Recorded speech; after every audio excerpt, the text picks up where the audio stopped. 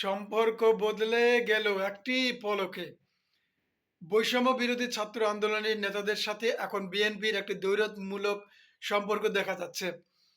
মির্জা ফখরুল ইসলাম আলমগীর সম্প্রতি বিবিসিতে একটি আ সাক্ষাৎকার দিয়েছেন এবং উক্ত সাক্ষাৎকারে তিনি বলেছেন, সরকারের মধ্য থেকে কেউ রাজনৈতিক সুবিধা নিতে পারবে না এবং রাজনৈতিক দল যদি গঠন করতেই হয়, তবে সরকার থেকে তাদের পদত্যাগ করা উচিত। ঠিক তার এই বক্তব্যের পরিপ্রেক্ষিতে নাহিদ ইসলাম নাহিদ থেকে শুরু করে বৈষম্য বিরোধী ছাত্র আন্দোলনের মুখ্য সমন্বয়ক যারা ভূমিকা পালন করেছিলেন যেমন সার্জিস হাসনাত আব্দুল্লাহ, তারা কিন্তু Facebook এর একটা স্ট্যাটাসে তারা এই বিষয়টি উল্লেখ করেছেন এবং তারা কিন্তু বেশ সন্দিহান রয়েছেন যে ১/১১ র মতো কোনো ঘটনা ঘটছে কিনা বাংলাদেশে।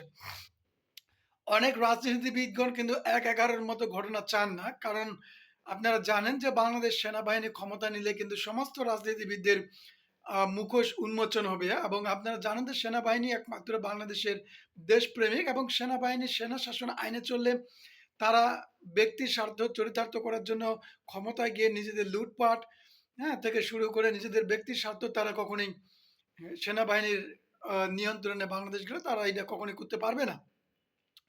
তাই ১/১১ র বিরোধী যারা করে মনে করবেন তারা আপনার, আমার, আমাদের সকলেরই বিরোধী।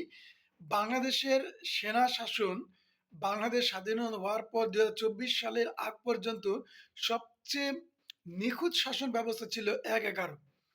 তখন তত্ত্বাবধায়ক সরকারের নিয়ন্ত্রণে বাংলাদেশ সেনাবাহিনী অত্যন্ত বলিষ্ঠ ভূমিকা পালন করেছিল। তো সম্প্রতি কিন্তু ১/১১ নিয়ে এখন সকলেই সন্দিহান। কেউ বলছেন সেনাবাহিনী হয়তো ক্ষমতা নিয়ে নিতে পারে। কেউ দ্রুত নির্বাচন চাচ্ছেন যে নির্বাচনের মাধ্যমেই আসলে সংস্কার হবে। আসলে সংস্কার আপনি যত যাই করেন না কেন, নিজের ভেতর থেকে যদি এই সংস্কারটা না আসে, সেটা কখনোই সম্ভব নয়। আর সাধারণ মানুষ, সাধারণ জনগণ এই শব্দগুলো তাদের ব্যবহার করা বন্ধ করে দেওয়া উচিত। কেননা সাধারণ মানুষ বা সাধারণ জনগণ বলতে আমরা রিক্শাওয়ালা, গার্মেন্টস কর্মী, নিম্নবিত্ত, মধ্যবিত্ত তাদেরকে কিন্তু আমরা বুঝি। কিন্তু তাদের মতামত কখনোই নেওয়া হয় না।